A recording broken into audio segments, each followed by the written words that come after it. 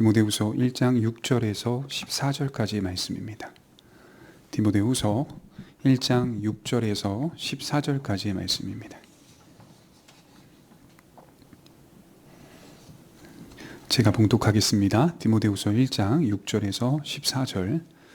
그러므로 내가 나의 안수함으로 내 속에 있는 하나님의 은사를 다시 부릴 듯하게 하기 위하여 너로 생각하게 하노니, 하나님이 우리에게 주신 것은 두려워하는 마음이 아니요 오직 능력과 사랑과 절제하는 마음이니, 그러므로 너는 내가 우리 주를 증언함과 또는 주를 위하여 갇힌 자 된 나를 부끄러워하지 말고 오직 하나님의 능력을 따라 복음과 함께 고난을 받으라.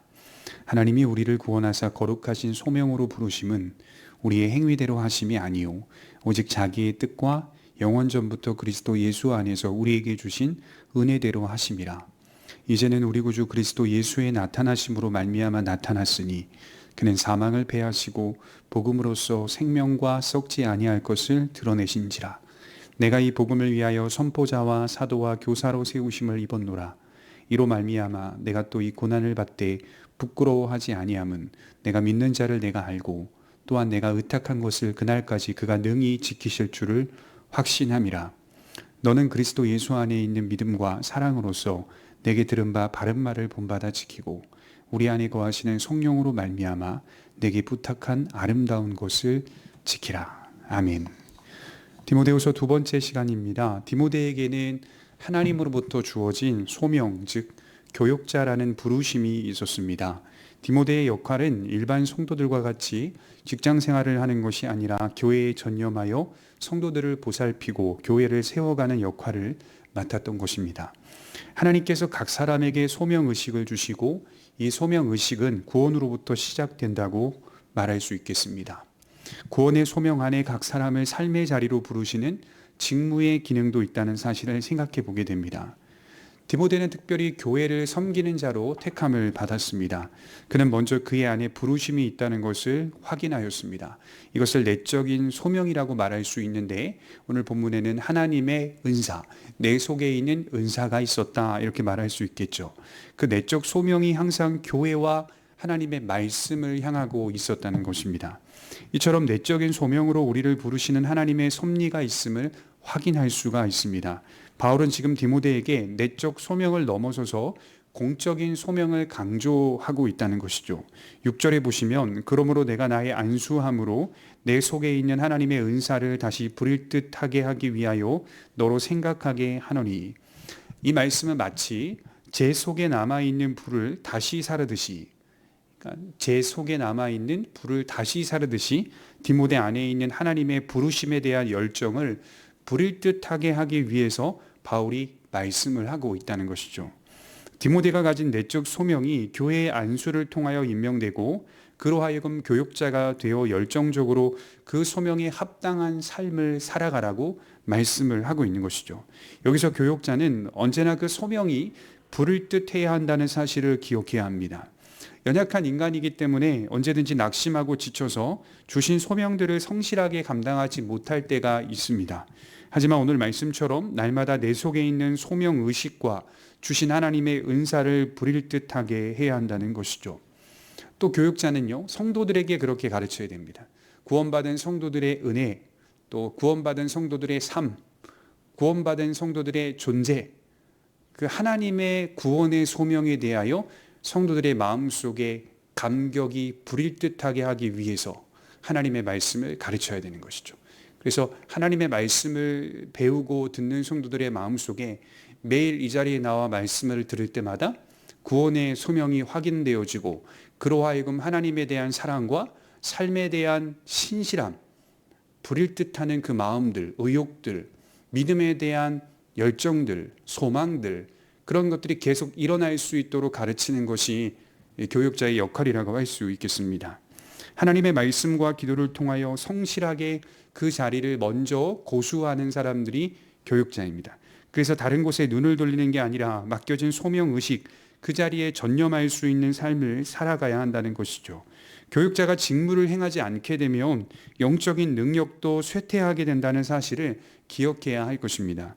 이어서 나오는 것이 그 직무는 본질적으로 마음의 문제라고 말할 수 있겠습니다. 7절에 보시면 하나님이 우리에게 주신 것은 두려워하는 마음이 아니요 오직 능력과 사랑과 절제하는 마음이니 그러므로 너는 내가 우리 주를 증언함과 또는 주를 위하여 갇힌 자 된 나를 부끄러워하지 말고 오직 하나님의 능력을 따라 복음과 함께 고난을 받으라. 하나님이 우리에게 주신 것은 어떤 마음이라고요? 두려워하는 마음이 아니랍니다. 능력의 마음, 또 사랑의 마음, 절제의 마음이라고 말씀을 하고 있습니다. 여러분, 능력의 마음이란 담대한 마음이고 확고한 마음을 뜻합니다.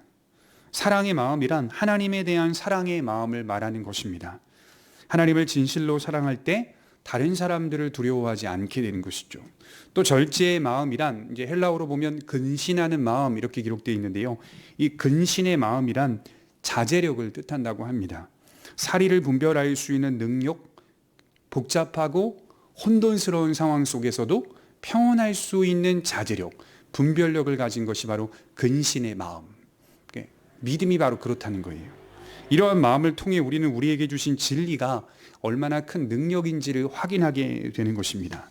나아가 하나님의 능력을 따라 복음과 함께 고난을 받으라 이렇게 말씀을 하고 있어요. 그래서 8절에 복음과 함께 고난을 받으라. 이것은 우리의 삶이 복음과 함께 고난을 받는 삶이라는 것을 인정하라 이런 이야기예요. 또한 나아가 이 고난을 대비하라 이렇게 말씀을 하는 거예요.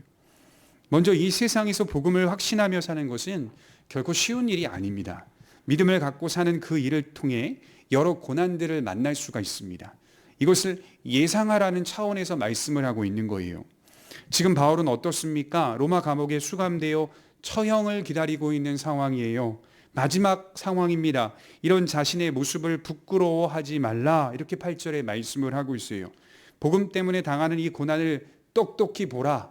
여기서 부끄러워하지 말라라는 8절의 표현은 사실 어떻게 보면 좀 수치스럽게 생각하지 말라 이런 뜻이기도 해요. 또 나아가서는 약하다고 느끼지 말라. 내가 고난받고 내가 처형받고 있는 이 장면을 똑똑히 보면서 복음이 약해서 처형받는 게 아니라는 거예요.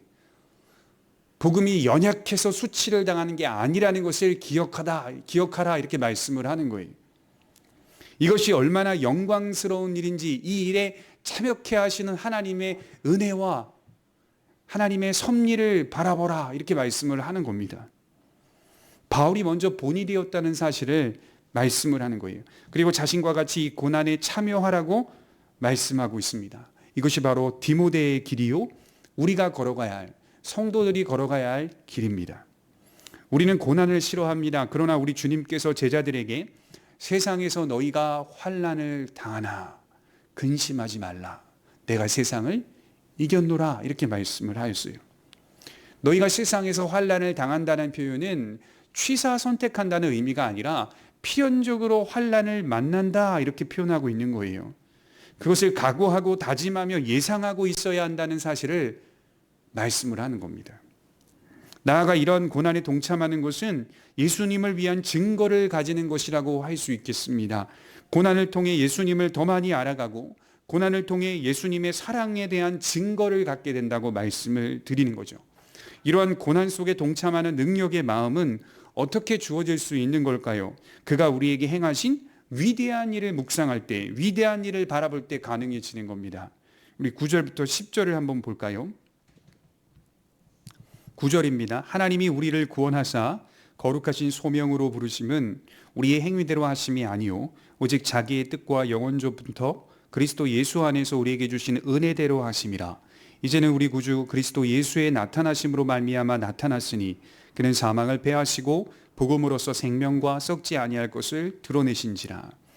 복음의 본질과 하나님의 그 영광스러운 계획을 기록하고 있죠.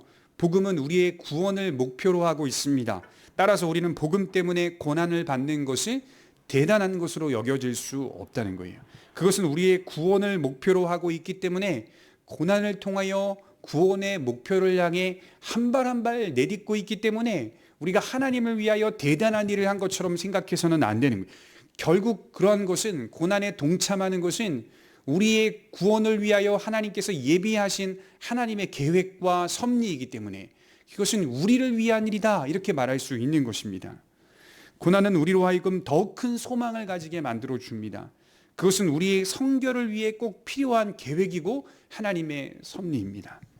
그런데 이러한 구원이 어떻게 우리에게 임했나요? 우리의 행위대로 이루어진 것이 아니라고 말합니다. 오직 하나님의 뜻과 영원 전부터 그리스도 예수 안에서 우리에게 주신 은혜대로 하셨다는 겁니다.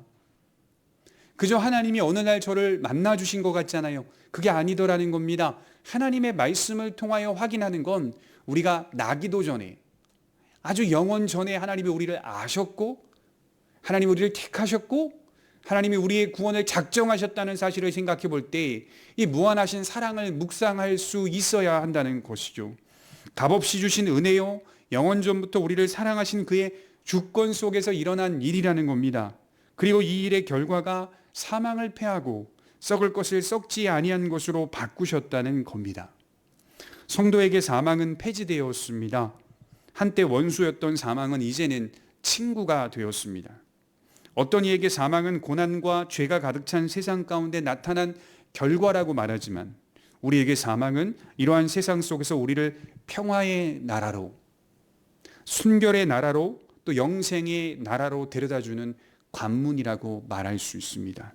이 크신 사랑과 은혜를 안다면 우리는 고난에 참여할 수 있는 인생을 사는 겁니다.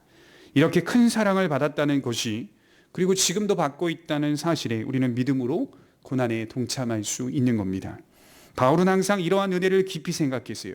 그는 자신의 직무뿐 아니라 자신을 구원하신 하나님의 사랑과 은혜 앞에 항상 서 있었습니다. 그래서 우리가 감당하는 직무, 우리가 감당하는 모든 것들은 다 본질에서 흘러나오는 겁니다.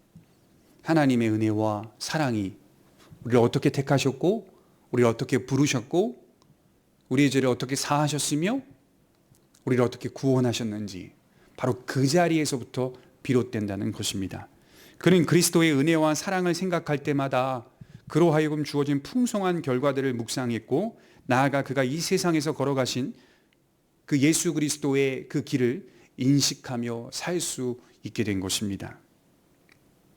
구원의 풍성한 결과들을 잊지 않았고, 그 결과를 누리는 자들이 이 세상 속에서 진실로 믿음의 삶을 살아야 한다는 것, 그것이 바로 우리가 걸어가야 할 본질적인 길입니다. 십자가란 영광스러운 것입니다. 그러나 그 영광스러움은 고난에 참여하는 것이고, 고난을 예상하고 대비하는 삶을 사는 겁니다. 그러므로 성도가 된 이상 고난은 선택적인 게 아니라 세상에서 필연적인 것으로 이해해야 맞습니다. 그래서 한국교회가 이 부분이 많이 연약했죠. 그리스도의 십자가의 의미가 고난에 동참하는 것이라고 잘 가르쳐지지 않았죠. 가르친다 하더라도 정말 동참하려고 살아가지 않았죠.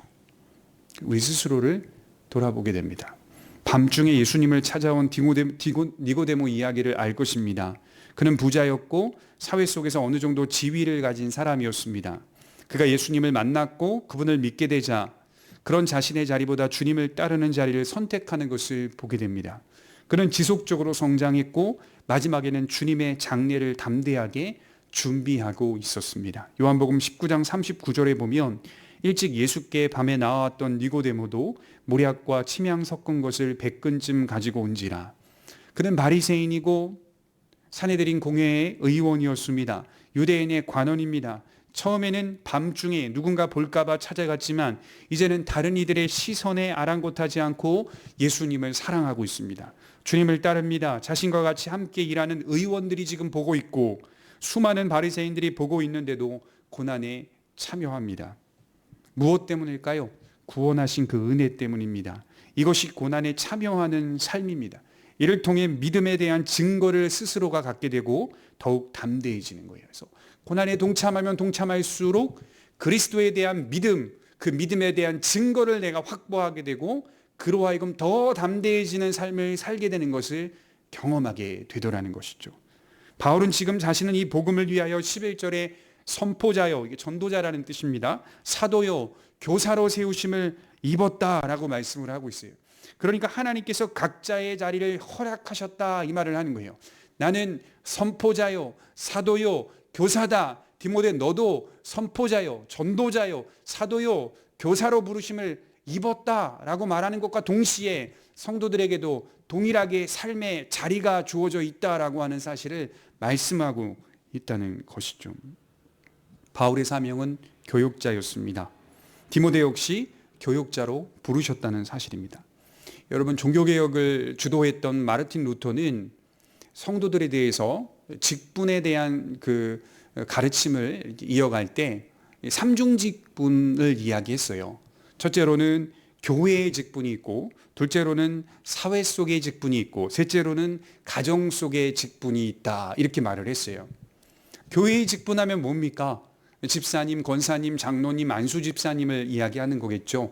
그러나 우리가 가정에 가게 되면 누군가의 엄마, 누군가의 아빠가 되겠죠. 그리고 우리가 사회 속에 나아가 국가 속에 들어가면 그 사회 속에서 우리는 어떤 직장의 대리, 과장, 또는 교사, 또는 유치원 선생님, 또는 간호사, 사회 속에서 또 직분이 따로 주어져 있다.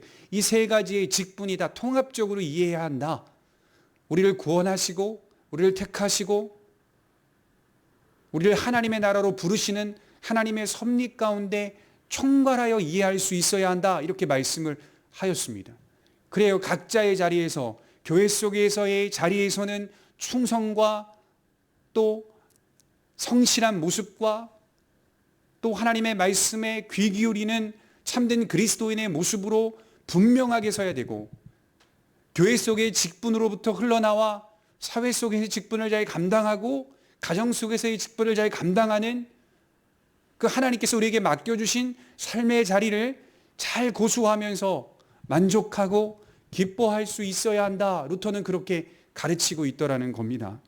이처럼 하나님께서 각자의 자리에 소명을 주셨다는 사실을 기억해야 합니다. 그리고 그 소명의 자리에서 우리는 그리스도의 고난에 동참하는 삶을 살아가게 된다는 것이죠.